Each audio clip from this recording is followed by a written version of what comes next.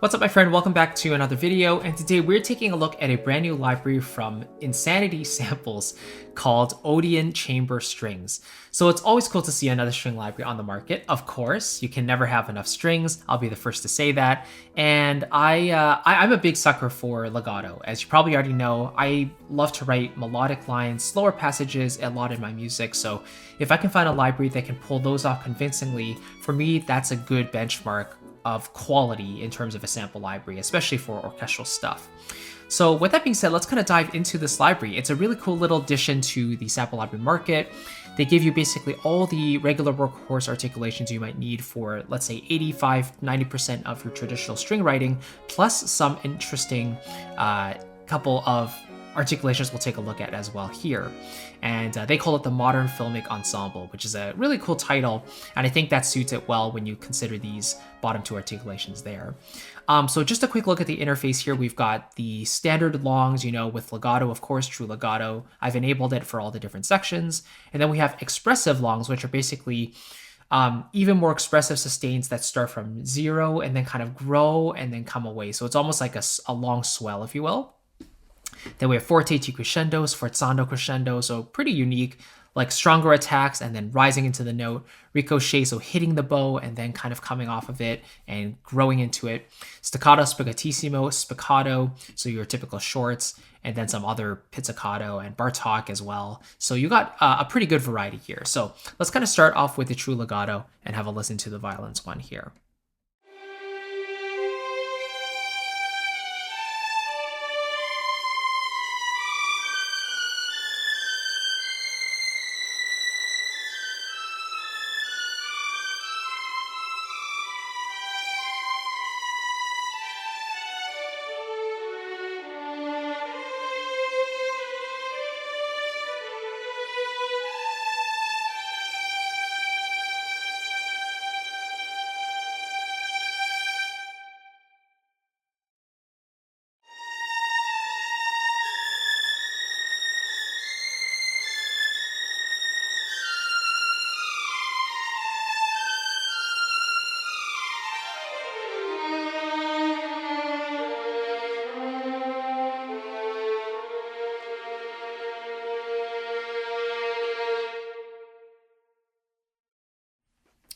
All right, so right off the bat, we definitely get a drier, woodier sound. There's a lot of clarity and detail in the samples, which is sort of iconic from Insanity Samples. I can always expect a very clear, defined sound when it comes to their libraries, which is a really cool thing to see.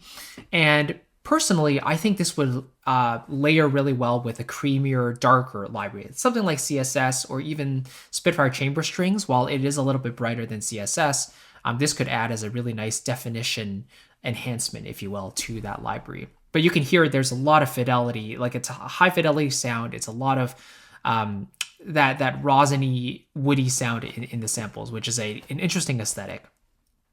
Now, if we take a look at the legato types, we have adaptive velocity, which is basically depending on how hard you press the keys, that influences how fast the legato transitions will activate. And at a very low velocity, it goes more to the slurred side, almost a portamento, but not quite.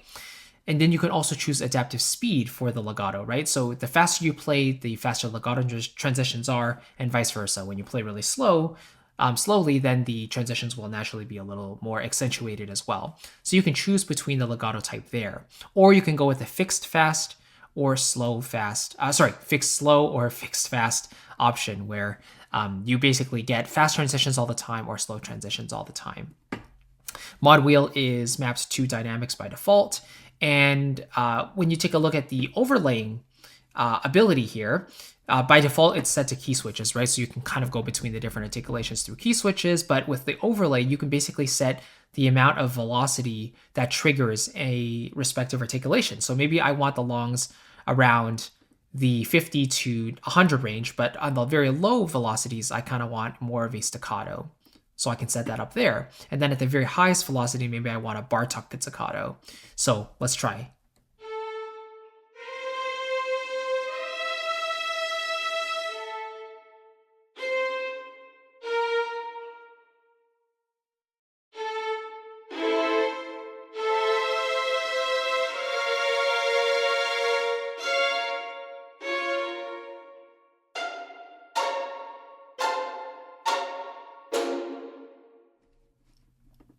Right, so the idea is you can have multiple articulations at the same time. Like you can activate multiple articulations depending on how hard or softly you press your keys, which is always a cool thing to see. And then they've also given us some predetermined overlay patches, right? This is performance 1, trills at the very bottom, sustains in the middle, and then spiccato at the very top. Performance 2 is sort of similar, flautando at the bottom, so very light, and then expressive lungs in the middle, and then really loud stuff at the very top. So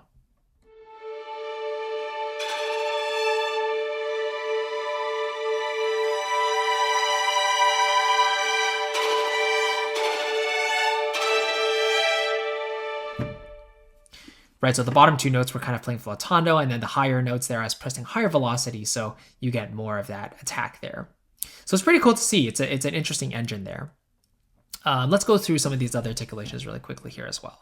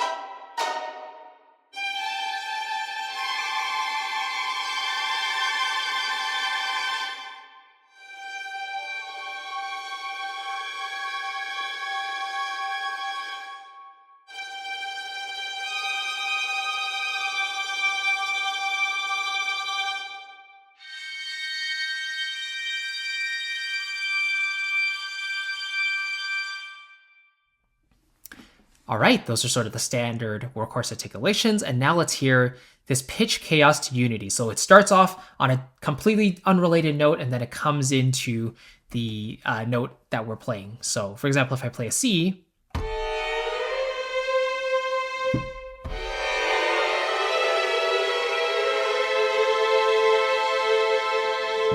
right? It starts off on a bunch of random notes, and then they come in together to center on that note that you're playing, which is pretty cool. If you play hard, you get a really fast transition, and if you play lightly,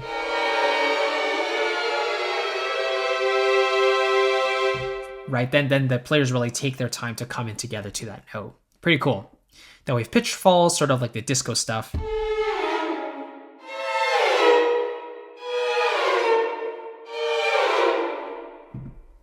Actually, not really, because these falls are a lot more accentuated. The disco falls are more like, damn, damn, right? But these ones really lean into the fall or the drop off, so it's pretty cool. Yeah, and then really quickly, let's go over the mic positions here as well. So by default, I think it loads Deca, Outriggers, Ambience, and Close. Let's take a look here at this other patch. Yes. So let's maybe hear some of these positions by themselves, actually. So let's hear just the Deca by itself here. Oops. So I'm going to drag down all these other mic positions first, and then let's just have a listen to the tree by itself. Or sorry, yeah, the Deca.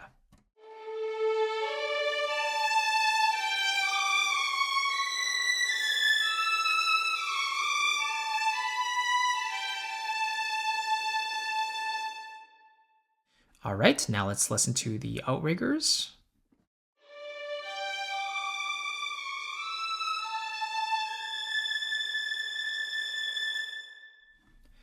And now we have the ambience.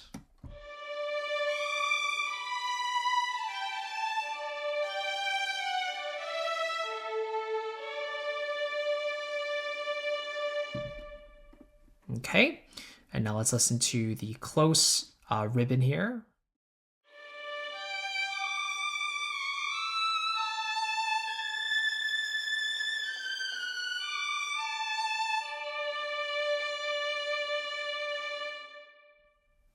So that ribbon's actually beautiful. You really hear the vibrato and the passion in the samples without too much harshness in the sound there. And if you want to just go with the default mix, you can certainly do that as well.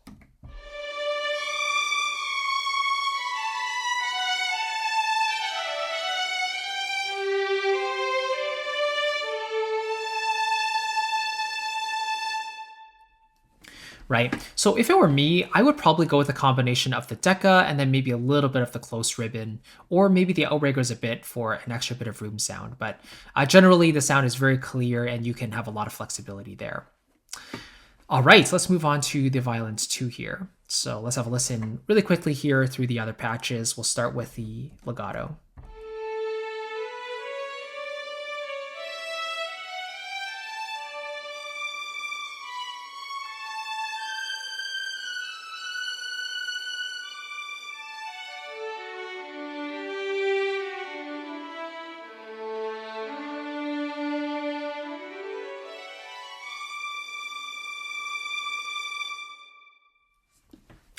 Yeah, so I do feel that overall the legato is suited for slightly slower passages, like maybe mid-tempo passages that aren't too fast, because even when you're playing super, super fast, the legato can struggle slightly to keep up and remain very, very upfront. So for me, I would probably use this for slower lines. At the same time, if you go too slow and you really need that portamento, you might not get as much of a slur as you like. So somewhere around the mid-range, mid-tempo range would probably be best for the melodic lines with this library. One other thing I would have loved to see is slightly higher range for the violins, because the highest note we get here is this high C right there. I would have loved even just a D or the E above, like a second or a third higher. That would allow you to play a few more melodic lines that really need those high soaring notes there. Just a little nitpick there, but it's not a deal breaker, of course. And then a cool thing about the spiccato patch I should mention is that it's not just a regular spiccato patch, but it reminds me a lot of the Cinematic Studio Strings Barcato patch. So you get like a spiccato overlay, and then if you hold the notes and continue to hold, it activates a sustain. So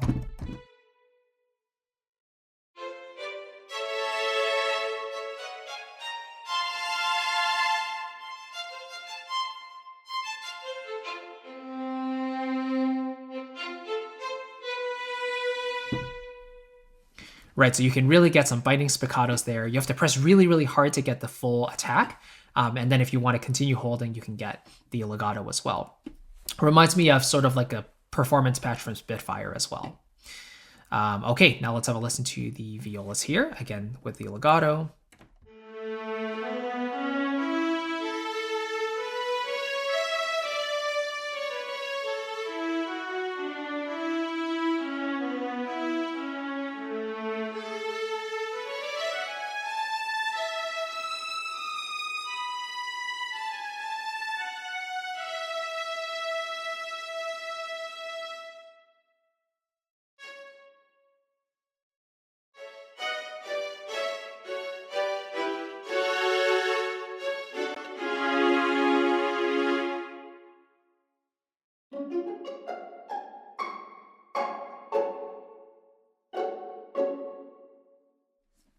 Beautiful sound as expected.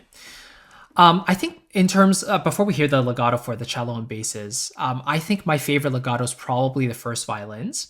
It feels the smoothest to me, and it feels like there's a combination of some slurred transitions and some bow change. Whereas from the violas down to the double basses, it feels a lot more deliberate for the transitions, and it feels like they're all bow changes, which might not be the case, but at least to me, it's a little bit less smooth than the violins one. So for me, I'd probably use the legato for the violins one the most, followed by violins 2, and then violas, and then cellos and basses. Speaking of which, let's have a listen to the cello legato here as well.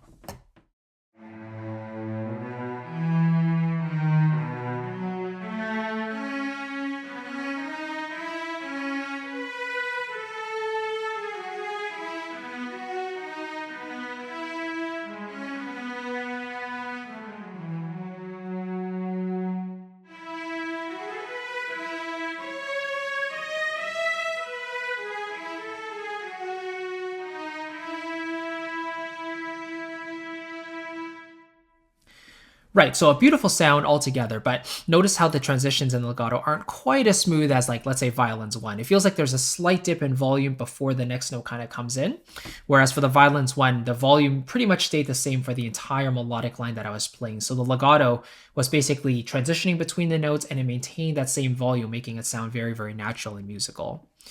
Let's have a listen to some other things here.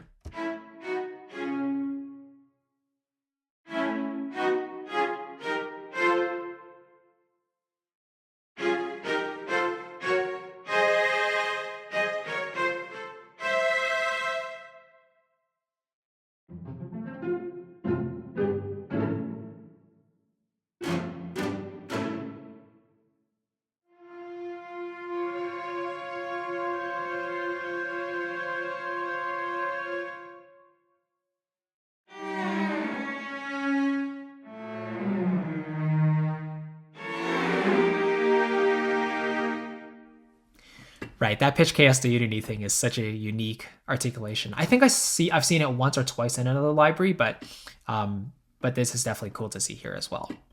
All right, then we got the double basses, legato.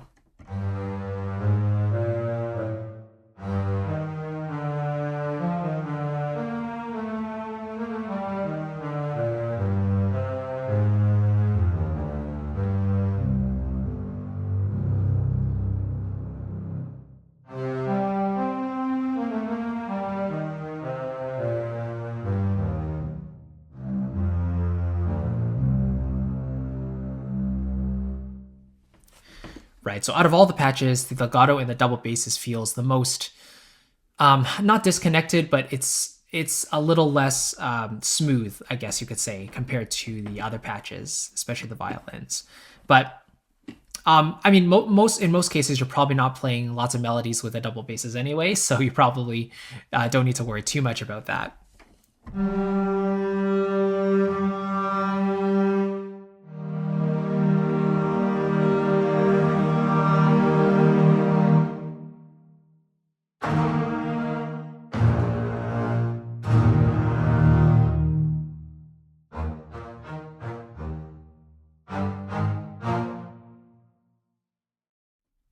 All right, and just to round things off here, let's kind of take a look at the ensemble patch. So for the ensemble patch, similar to CSS, you get the different sections as mic positions instead of like close or decca or stuff like that. So you can turn up or down the different sections if you like.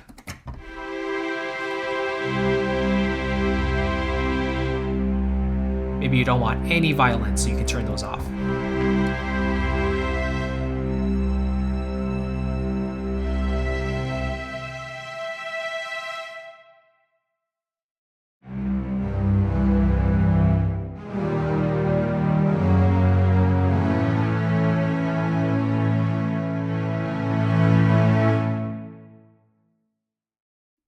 Let's turn the violins back on here.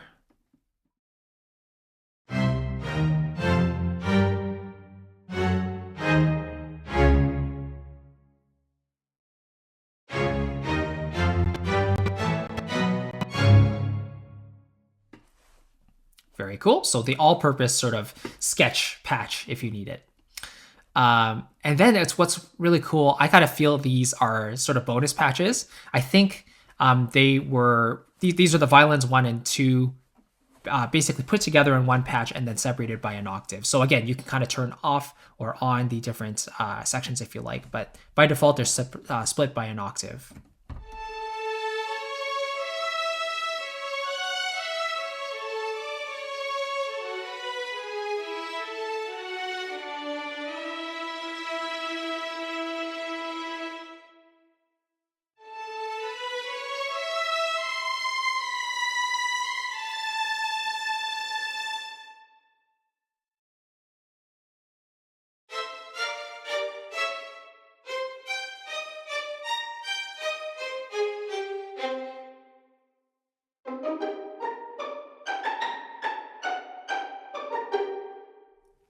So basically, if you need violins and octaves and you don't want to have the violins in one programmed separately, then you can just use this patch, which is very, very useful.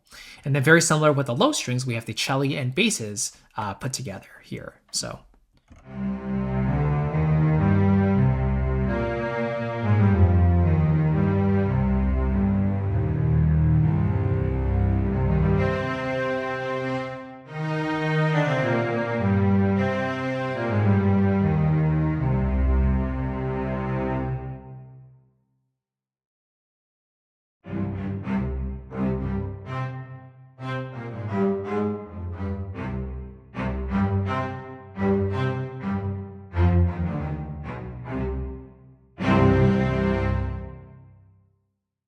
And there we go. So for me, the biggest draw to this library really is the tonal quality. It, like especially for chamber strings, what you're really going for is the detail in the ensemble sound, right? Whereas symphonic sizes, it's a more creamy, buttery sound. But for chamber strings, especially one of this detail, you can really hear all the nuances in the instruments, like the way they tug at the strings, the way they're putting the intensity into the performances through the different dynamics. For me, this is a beautiful aesthetic that can layer really well with other libraries that I use on a regular basis, like CSS, like Spitfire Symphonic or Chamber Strings. Like this would add that nice little bite to the sound and just enhance that layering so much better, and enhance that sound overall.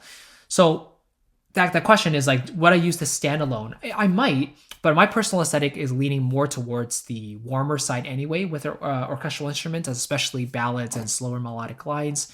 So I think layering and doubling for me would probably be the main use case here for this library. But of course, your aesthetic may differ, right? Maybe you really prefer that detailed, bright sound. So you might like to use this in its own or on its own, and it can serve you really well in that case too. It just goes to show that really any library can work for your purposes. It just depends on the style of music you're writing, the sort of sound that you like, and so on and so forth. So big congrats to Insanity Samples on releasing this library. I can definitely see myself using this in the future, and big thanks to Billy for sharing a copy with me for this library, or sorry, for this video. Much appreciated, Billy. And you're doing great work, so please continue to do so. Can't wait to see what you've got cooking up next.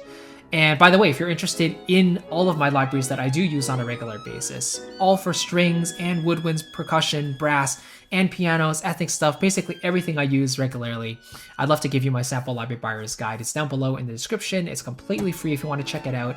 And you can literally treat it as a buyer's guide and have it on hand. Like, let's say you're on the market, like you're saying, oh, should I go with Spitfire chamber strings, or how about Berlin woodwinds, you know, etc. You can see if that library's in there, if I recommend it, and how I would personally use the library. And I also include the prices in there in case you want to check that out and purchase a library. So you can grab that totally free as a gift for checking out this video. But in any case, thank you so much for watching. I'll catch you in the next one, and I'll see you very soon. Take care.